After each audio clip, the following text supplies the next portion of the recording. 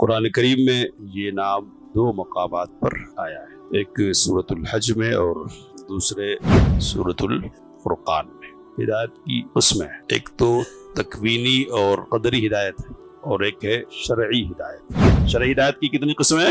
دو قسمیں، ایک ارشاد والی ہدایت اور دوسری توفیق والی ہدایت۔ قبول نہیں کرنے کا غم نبی کریم صلی اللہ علیہ وسلم کو بہت تھا، آپ پریشان رہ رہے تھے، تو اللہ نے سمجھایا کہ غم نہیں کریں، آپ جس کو چاہیں گے ہدایت نہیں دیں گے، اللہ جس کو چاہتا ہے ہدایت دیتے، اور اللہ کو معلوم ہے کہ کس کو ہدایت دے رہا ہے۔ کچھ لوگ ہیں مسلمانوں میں سے یہ جو غیر مسلموں پر خرچ نہیں کرنے کا ذہن بنا رہے کہ نہیں دیں گے، جب تک کہ وہ اسلام میں داخل ہوں گے نا ان کو کچھ نہیں دینا ہے۔ تو کہا کہ اس طرح زبردستی ہدایت پر لانا تمہارا کام نہیں ہے، ایسی ہدایت دینا، قبول ماننے والی ہدایت دینا کس کا ہے؟ اللہ کا ہے۔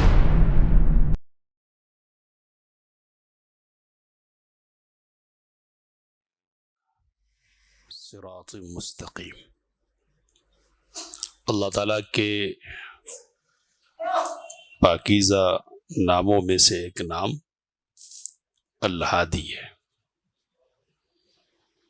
قرآن کریم میں یہ نام دو مقامات پر آیا ہے، ایک سورۃ الحج میں اور دوسرے سورۃ الفرقان میں۔ اللہ تعالیٰ نے فرمایا کہ وَإِنَّ اللَّهَ لَهَادِ الَّذِينَ آمَنُوا إِلَى صِرَاطٍ مُسْتَقِيمٍ، بلا شبہ اللہ تعالیٰ ایمان والوں کی رہنمائی کرنے والا ہے صراط مستقیم کی طرف۔ سورۃ الفرقان میں کہا کہ وَكَفَى بِرَبِّكَ هَادِيًا وَنَصِيرًا، اور آپ کا رب ہادی ہونے کے اعتبار سے اور مددگار ہونے کے اعتبار سے کافی ہے۔ تو یہ دو مقامات ہیں، اللہ ہدایت اور رہنمائی کرنے والا ہے، تو اس کا کیا مطلب ہے؟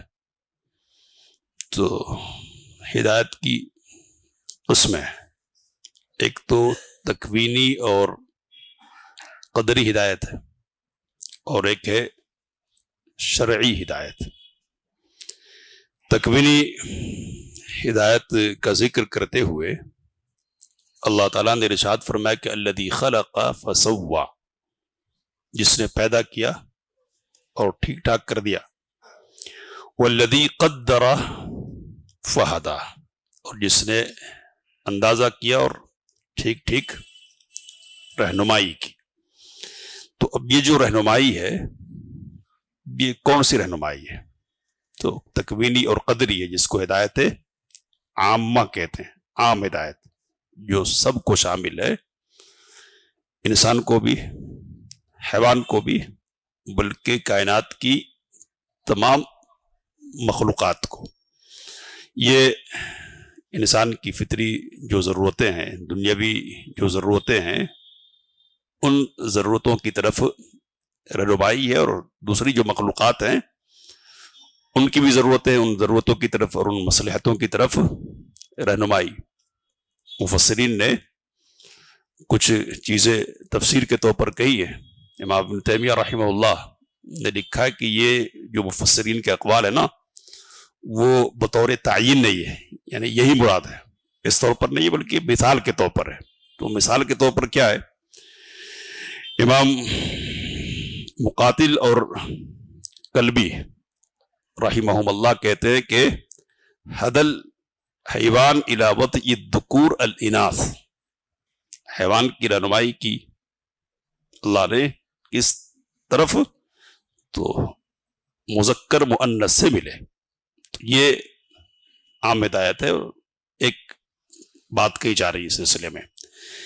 دوسرے امام مجاہد کہتے ہیں کہ ہدی الناس الی الخیر والشر، لوگوں کی رہنمائی کی خیر اور شر کی طرف، اور چوپایوں کی رہنمائی کی مراتع کی طرف، یعنی چرنے اور چگنے کے جو مقامات ہیں نا ان کی طرف۔ بعض مفسرین نے کہا کہ بچے کی رہنمائی کی ماں کے پستان کی طرف، اور تفصیل میں جاتے ہوئے کہا کہ بچہ پیدا ہوتا ہے تو اپنی ماں کو پہچانتا ہے، دوسرے کی طرف نہیں جاتا۔ ماں جدھر جدھر جائے نا، بچہ ادھر ادھر جاتا ہے، یعنی جانوروں کے بچوں کو ذہن میں رکھیے، اور انسانی بچے بھی جس طرح بڑے ہوتے ہیں تو ان کی صورتحال بھی اسی قسم کی ہوتی ہے۔ تو اب یہ جو ہدایت اور رہنمائی ہے یہ کس کی طرف سے ہے؟ کس نے بتایا کہ تیری ماں ہے، اس کے ساتھ تیرے مصالح جڑے ہوئے ہیں، کس نے؟ تو اللہ تعالیٰ کہتا ہے وَهَدَيْنَاهُ النَّجْدَيْنِ، ہم نے نجدین کی طرف رہنمائی کی۔ مختلف تفسیریں کی گئی ہے، تو ایک تفسیر یہ بھی ہے کہ ماں کے سینے کی طرف رہنمائی کی ہم نے، یہ دو راستوں کی طرف، خیر اور شر کے دو راستوں کی طرف رہنمائی کی۔ تو یہ عام ہدایت ہے جو ساری مخلوقات کو اور کائنات کی ساری چیزوں کو شامل ہے، اور کوئی مخلوق ایسی نہیں کہ جس کی رہنمائی اس حوالے سے اللہ تعالیٰ کی طرف سے نہیں ہو رہی ہے۔ پھر شرعی رہنمائی ہے۔ شرعی رہنمائی میں دو طرح کی رہنمائی ہے، ایک تو ہدایت ارشاد و بیان ہے۔ ہدایت ارشاد و بیان کیا مطلب؟ راستہ دکھا دینا، بتا دینا کہ آپ مثال کے طور پر ٹولی چوکی جانے والے ہیں تو ایسے اور ایسے جائیں گے، اس کا یہ راستہ ہے، تو اس کو ارشاد کہتے ہیں، بیان کر دینا، لفظوں کے ذریعے سے واضح کر دینا۔ تو اللہ تعالیٰ ہدایت ارشاد بھی فرماتا ہے اور ایک دوسری ہدایت بھی فرماتا ہے جس کا ذکر آگے آ رہا ہے۔ اس رہنمائی کے لیے وہ رسولوں کو بھیجتا ہے اور کتابیں نازل فرماتا ہے، اور یہ جو ہدایت ہے نا، اسی ہدایت کی بنیاد پر بندوں پر اللہ تعالیٰ کی طرف سے حجت پوری ہوتی ہے۔ اللہ نے قرآن کریم میں کئی مقامات پر یہ بات ارشاد فرمائی کہ جب تک اللہ تعالیٰ رہنمائی نہیں کر دے اس وقت تک عذاب دینے والا وہ نہیں ہے۔ وَمَا كُنَّا مُعَذِّبِينَ حَتَّى نَبْعَثَ رَسُولًا، ہم عذاب دینے والے نہیں جب تک کہ ہم رسول نہ بھیج دے۔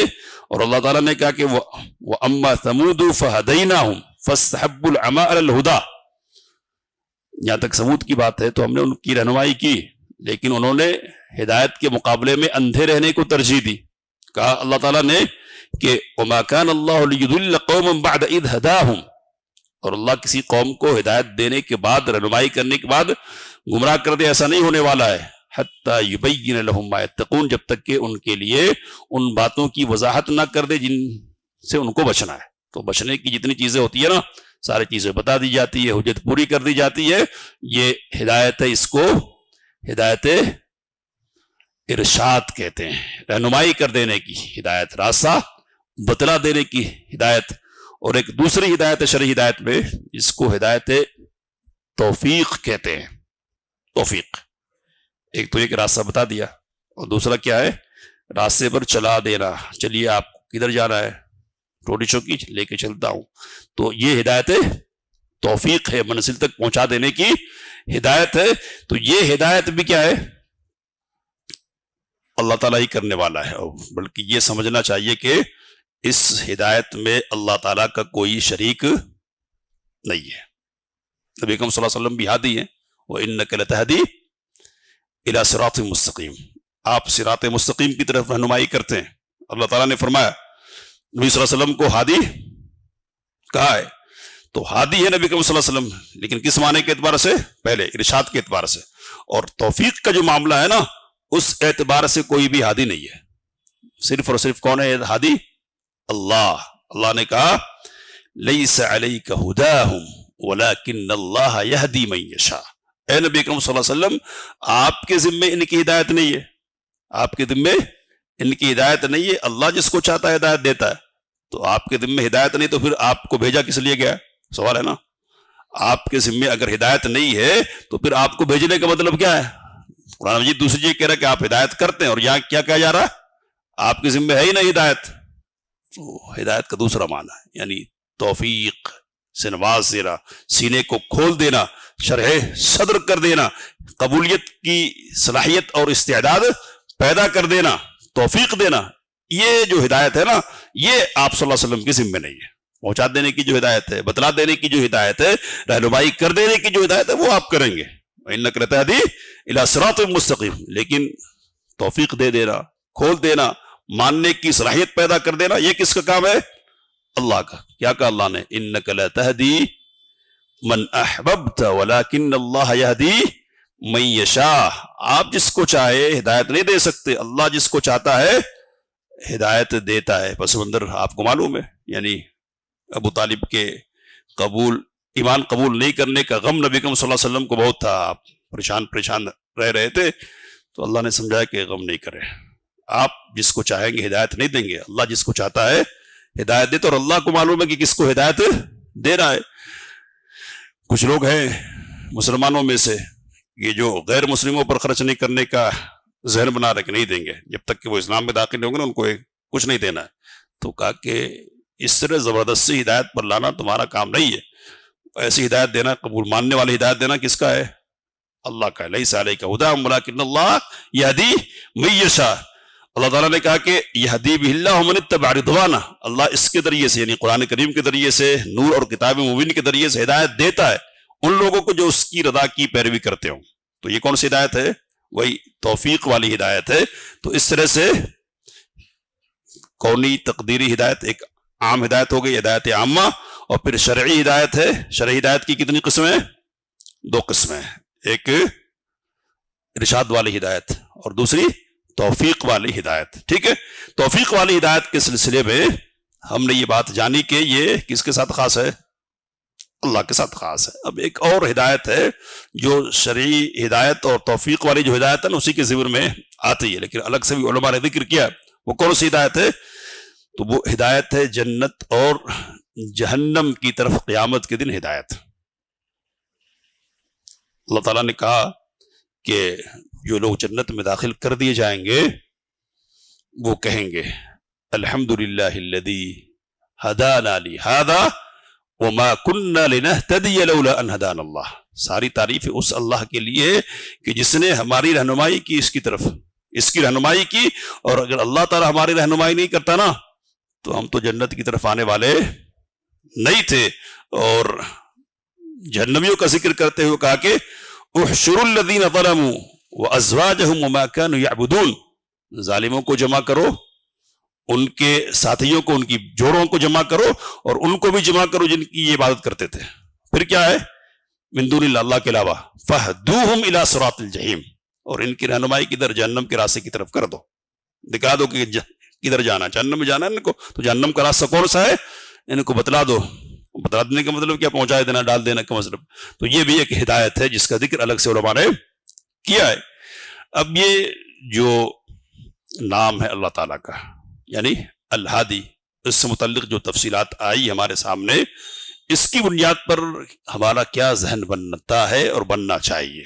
تو اس کی بنیاد پر یہ بات ہمارے سامنے آتی ہے کہ ہدایت کی کوئی سی بھی قسم ہو وہ کس کے ہاتھ میں ہے؟ اللہ تعالیٰ کے ہاتھ میں ہے۔ دنیاوی مصلحتیں ہماری اللہ کی رہنمائی کی محتاج ہیں، اور اخروی جو مصلحتیں ہماری ہیں نا وہ بھی اللہ ہی کے ہاتھ میں ہے۔ اللہ نے کہا کہ ان علینا للہدی، ہدایت ہماری ذمہ داری ہے، وَإِنَّ لَنَا لَلْآخِرَةَ وَالْأُولَى، اور آخرت بھی ہمارے پاس ہے اور دنیا بھی ہمارے پاس ہے۔ تو اس لیے دنیا مانگنا ہو ہم سے مانگنا چاہیے تم کو، اور آخرت کا سوال کرنا ہو تو ہم سے۔ امام ابن تیمیہ رحمہ اللہ تفصیل کرتے ہوئے کہتے ہیں کہ چونکہ بندہ ہر حال میں اللہ کی ہدایت کا محتاج ہے، ہر حال میں اللہ کی ہدایت کا محتاج ہے، قدم قدم پہ، بلکہ یہ کہنا چاہیے کہ رہنمائی کا محتاج ہے۔ کچھ باتیں مثال کے طور پر کہتے ہیں کہ کوئی کام کرنا ہے تو کرنا ہے نہیں کرنا ہے، چھوڑنا ہے یا پکڑنا ہے، ضرورت ہوتی ہے غور و فکر کرنے کی، صحیح رہنمائی کی۔ کون کرے گا؟ وہ اللہ کرے گا۔ کبھی کوئی کام کر لیتا ہے، پتہ چلتا ہے کہ غلط کیا، غلطی ہوگی رب کے حضور، تو اب کیا کرنا چاہیے؟ توبہ کی ہدایت کون کرے گا؟ توبہ کی ضرورت ہے نا، کون ہدایت کرے گا؟ اللہ کرے گا۔ کہتے ہیں کہ کبھی ایک کام ہوتا ہے کہ جس کی اصل کی طرف رہنمائی ہوتی ہے کہ یہ کام ہے، اچھا ہے، لیکن اس کی تفصیلات کا علم نہیں ہوتا ہے۔ یہ ٹھیک ہے، اچھا تو ہے، لیکن کس طرح کریں گے تو اچھا ہوگا اور کس طرح نہیں کریں گے تو برا ہو جائے گا وغیرہ۔ تو یہاں تفصیل کی طرف رہنمائی کون کرے گا؟ اللہ کرے گا۔ کہتے ہیں کہ ایسے امور ہوتے جو ماضی سے تعلق رکھنے والے، کر لیا، پتہ چلا کہ غلط تھا، اب آئندہ سے متعلق کرنا ہے تو اب رہنمائی کی ضرورت ہے۔ صحیح رہنمائی کون کرے گا؟ اللہ کرے گا۔ خلاصہ کیا ہے کہ ہر مسئلے میں، دین سے متعلق مسئلے میں اور دنیا سے متعلق مسئلے میں، ہر مسئلے میں انسان ہدایت اور رہنمائی کا محتاج ہے، اور ہدایت دینے والا کون ہے؟ اللہ ہے۔ تو اس لیے اللہ نے، کہتے ہیں ابن تیمیہ رحمہ اللہ، کہ اس لیے اللہ تعالیٰ نے سب سے افضل جو حالت ہے انسان کی، اس دنیا میں سب سے افضل جو حالت ہے نا، اس حالت میں ہدایت کا سوال کرنے کی تعلیم اور تربیت دی۔ بات سمجھ گئے کیا ہو؟ اہدنا الصراط المستقیم، افضل حالت مطلب سب سے افضل حالت کون سی ہے؟ رب کے سامنے کھڑے ہونے کی حالت ہے سب سے افضل، یعنی نماز میں ہونے کی حالت، یہ دنیاوی حالتوں میں سب سے افضل حالت ہے۔ کہتے ہیں کہ سب سے افضل حالت میں اللہ تعالیٰ نے کیا کیا ہے؟ سکھایا، دعا کی کرو اہدنا الصراط المستقیم، اے اللہ صراط مستقیم کی رہنمائی کر دے۔ کہتے ہیں کہ نماز میں جو متعدد مرتبہ پڑھی جاتی ہے رات اور دن میں، ہر رکعت میں پڑھنے کو کہا گیا، تو اس سے پتہ چلتا ہے کہ انسان محتاج ہے، ہر آن ہر لمحہ محتاج ہے، خاص جنت اور جہنم کی طرف لے جانے والے راستے کے حوالے سے اور شرعی حوالے سے، اس لیے کہ یہاں بھٹکانے والے لوگ موجود ہیں، اور دنیا کے اعتبار سے بھی محتاج ہی ہے کہ صحیح اور غلط کی تمیز کی ضرورت دنیا میں بھی پڑتی ہے، کون سا کام کرنا چاہیے کون سا کام نہیں کرنا چاہیے، چھوڑ دینا چاہیے۔ تو اس لیے شرعی ہدایت کے سلسلے میں بھی اور دنیاوی معاملات میں بھی بندے کو رجوع کرنا چاہیے۔ کس بنیاد پر؟ اللہ تو ہدایت کرنے والا ہے، میں فلاں کام کرنا چاہ رہا ہوں، اس میں جو صحیح ہو اس کی طرف میری رہنمائی کر دے۔ مختصر طور پر ایک بات یہ رکھیے کہ استخارہ کی دعا کرتے ہیں نا، تو وہ بھی دراصل رہنمائی طلب کرنے کی ایک شکل ہے، مصورات۔ حضرت زینب رضی اللہ تعالی عنہا کو نبی کریم صلی اللہ علیہ وسلم کا نکاح کا پیغام گیا، لے کے گئے تو کہا کہ میں اپنے رب سے مشورہ کر لیتی ہوں۔ رب سے مشورہ کیا کہ اگر کرنا ہے تو رہنمائی کر دے، نہیں کرنا بہتر نہیں تو جہاں بہتر ہے وہاں میرے ذہن کو اور میرے دماغ کو پھیر دے۔ تو اللہ ہادی ہے، اس کو ذہن میں رکھنا ہے، اور جب ہادی ہے ہر مسئلے میں اس کی رہنمائی کی ضرورت ہے تو پھر اس کی طرف کیوں نہیں رجوع ہوں گے، بلکہ ہر آن ہر لمحہ اس کی طرف رجوع کرنے کا مزاج بنانا چاہیے، اور اس مزاج پر ضرب لگانی چاہیے۔ مغرب نے ہم کو یہ مزاج دیا کہ ہم جو سوچتے ہیں، ہماری جو سوچ ہے نا، وہ سارے فیصلے متعین کرتی ہے، ہماری سوچ کی بنیاد پر سب کچھ ہوتا ہے۔ تو ہماری سوچ کتنی بھی بلند ہو نا، لیکن بہرحال ہم تو بہت اعلیٰ سوچ لیتے، لیکن پتا چلا کہ یہ جو قانون بنایا گیا تھا نا، بہت سوچ سمجھ کے بنایا گیا تھا، لیکن نتائج اس کے الٹے سامنے آ رہے ہیں۔ جو فائدہ حاصل کرنے کی کوشش ہوئی تھی نا، اس کے برعکس معاملہ سامنے آ رہا ہے۔ تو ہم کتنا بھی اونچا دماغ رکھتے ہو، اور یہ جو سوچ ہے نا ہماری، جس پر ضرب لگانے کی بات میں کہہ رہا ہوں کہ ہم سوچ لیں گے کافی ہے نا، تو انشاءاللہ اللہ چاہے گا، اللہ کی رہنمائی ہوگی تو تب صحیح کام ہوگا۔ ہم تدبیر کریں گے، غور و فکر کریں گے، لیکن آخر میں رجوع کس کی طرف ہونا ہے؟ ہم کو اللہ تعالیٰ کی طرف۔ اپنے اوپر بھروسہ نہیں کرنا ہے، بلکہ اللہ تعالیٰ کی رہنمائی پر بھروسہ کرنا چاہیے۔ ہر مسئلے میں اس کی طرف رجوع کرنے کا مزاج بنانا چاہیے، چھوٹے اور بڑے۔ اللہ سے دعا کہ ان باتوں کو سمجھنے، اس کام لینے کی توفیق مت فرمائے۔ آمین۔ وآخر دعوانا الحمدللہ رب العالمین۔